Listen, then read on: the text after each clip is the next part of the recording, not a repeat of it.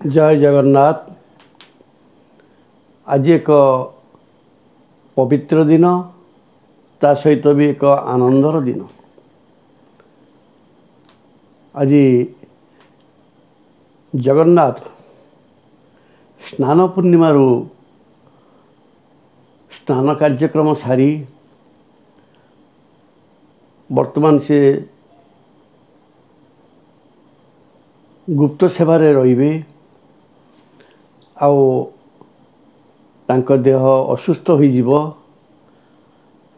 तांको चेरमूलिकार औषध दिया जीवो एवं आम मनीषंग भली सेवा दिया जीवो। तेणु बाबूरे एते बड़ ठाकुरंकर देह आज असुस्थ हो जीवो, तार तत्व अच्छी आउ तार निर्यास अच्छी। ता सहित से किपरि लीला करुचंती, लीला विग्रह ताकु जगत देखिबा पई आगामी दिन को अनै बसी। से विषय आज आपण मानक मु कहबी। जगन्नाथ किपरि कथा होची लीलामय पुरुष।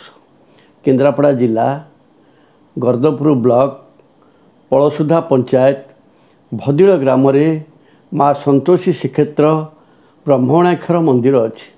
से ब्रह्मणाक्षर मंदिर ब्रह्म जाग्रत पाई अणाक्षर तत्व जानिबा पाई जगतवासी जगन्नाथंकर एठी एक गुप्त लीला चली। से गुप्त लीला क्षेत्र आपण माने जदि कथा होची जोगाजोग करिवे, निश्चिंत किसी ब्रह्म ज्ञान जानीपारे, अणाक्षर तत्व जानीपारे, आउ जगन्नाथ किपरि अलारनाथ ता कथा भी जानीपारे। आउ गोटे कथा मु कहबी, आपण माने कथा होची थरे आसंतु, अनुभव करंतु, अणाक्षर बुझंतु, एकाक्षर बुझंतु, आउ मातृगर्भ ज्ञान बा शरीर ज्ञान बुझंतु। तेणु आपण मानक मु गोटे नंबर दउची, से नंबर रे जोगाजोग कले आपण माने सुफल पाई परिबे। से नंबर टी हला 6371041934। बाबूरे आज जगन्नाथ सोई पड़िले जगत किपरि देखिबो तांको। कारण जगन्नाथ को न देखी लोक पागल हो जिवे, लोक बाया हो जिवे। कारण जगन्नाथ होचंती सृष्टिर स्रष्टा।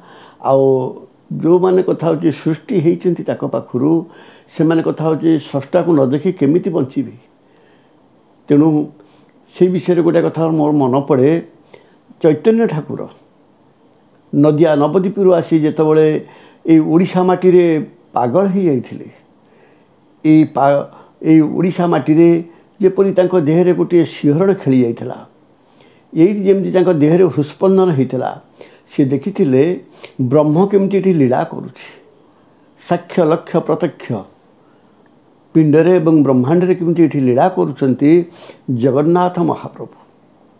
से देखिकी आउ जीवाकू इच्छा करनथिले नदिया नवद्वीप। तेणु ओडिशा को तांकर कर्मभूमि धरी नहीं आउ तांकरी प्रचार भी करथिले, जगन्नाथंकर प्रचार। आउ ता सहित सी जेतबळे आसी पहुँचती सेतबळे कथा होची यही समय पड़ीथिला जगन्नाथंकर जो स्नान पूर्णिमा समय। स्नान पूर्णिमा रे कथा होची बहुत स्नान कला परे तांको ठंडा हो जाइथाए, देह हाथ दर्ज हो जाइथाए। तेणु से विश्राम नियंती, औषध खाती एवं कथा होची स्वतंत्र सेवा पाती। चैतन्य देव कांदी पकेइले, भाव विहलित हो लोतक धारा गड़ई चलिले। भक्तर भगवान जगन्नाथ से होची भाव विनोदिया ठाकुर, भक्त वत्सल हरि। भक्त निमंते से कौन कौटी न करिसंती, तांकर लीला तो अपार। तेणु से कथा होची चैतन्य देव को कहिसंती, अरे चैतन्य तू आसीचु जदि मते एठी तो देखि पारिबुनि रे। कारण मोर कथा होची देह असुस्थ अच्छी, मु काहाकू एठी देखा देबिनी। तेणु जदि तू आसीचु तू उपास रहना, अनशन करना, भावे कांदेना, तू पलि जा अलारनाथ पाखक। जोटी कथा होची मु तते सेठी दर्शन दे परिबी से अलारनाथ पाखे मते दर्शन कर जगन्नाथ जे अलारनाथ सेटा जानिया पाई समस्त को प्रभु बाट बतई देइचंती। एई जो कथा होची मोर किछि दिन जो हबो 15 दिन इठी जो कथा होची मु विश्राम नेबी से 15 दिन सेठी अलारनाथ पाखे हबो श्रीक्षेत्र। सब भक्त मान सेठी गले मोर कथा होची मते देखि परिबे दर्शन करि परिबे जे अलारनाथ दर्शन करिवो से जगन्नाथ दर्शनर फल पाइबो।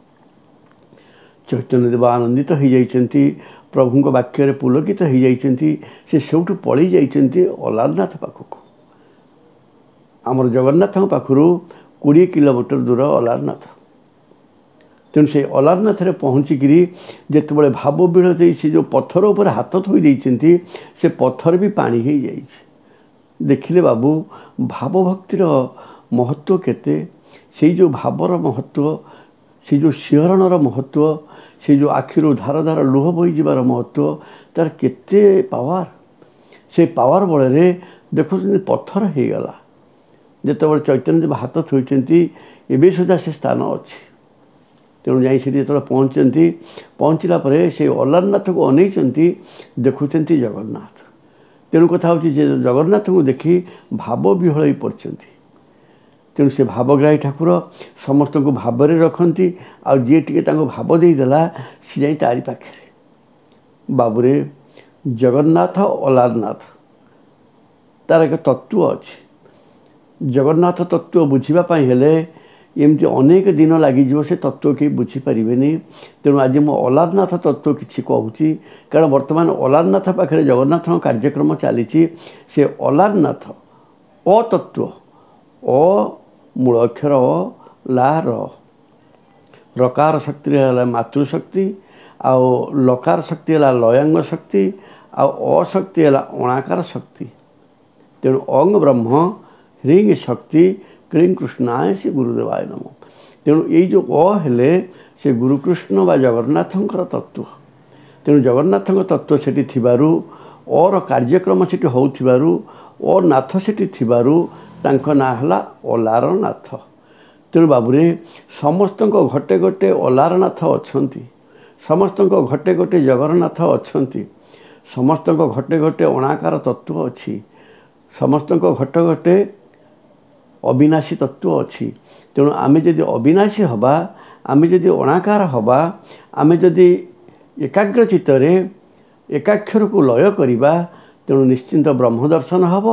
ब्रह्म सेठी लीला करुथिबारु ब्रह्म को जानिबा पई ब्रह्म को देखिबा पई आमे माने समस्त सेठी जीवा दरकार।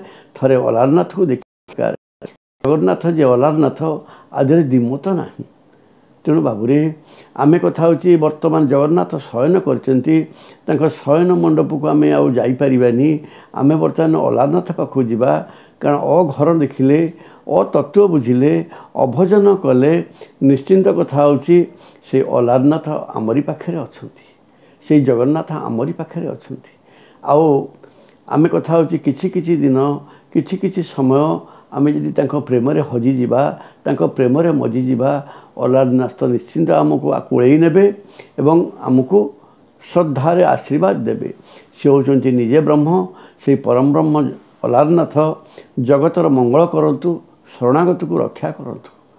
आज मु आ बेसी किछि कहबिनी बहुत समय दरकार बहुत कथा अच्छी केवल आज मुझे गोटे कथा कहूँ से जगन्नाथ समस्तंकर मंगल करंतु आउ से पंचसखा समस्तंकर बाट देखातु मार्गदर्शन करातु माँ बागवादिनी सारला समस्त को वाक्य दिंतु मो माँ संतोषी समस्त को शांति प्रदान करंतु। कारण कलिय समस्त पाखे अर्थ थिबो किंतु शांति नथिबो से शांति टिकक देवाई मो माँ परा आसी मो माँ संतोषी को समस्ते लय करंतु आ संतोषी पाखु थरे आसंतु। संतोषी से क्षेत्र आसिला परे आपण निश्चिंत शांति पाइबे निश्चिंत अर्थ पाइबे निश्चिंत कर्म पाइबे निश्चिंत श्रद्धा पाइबे।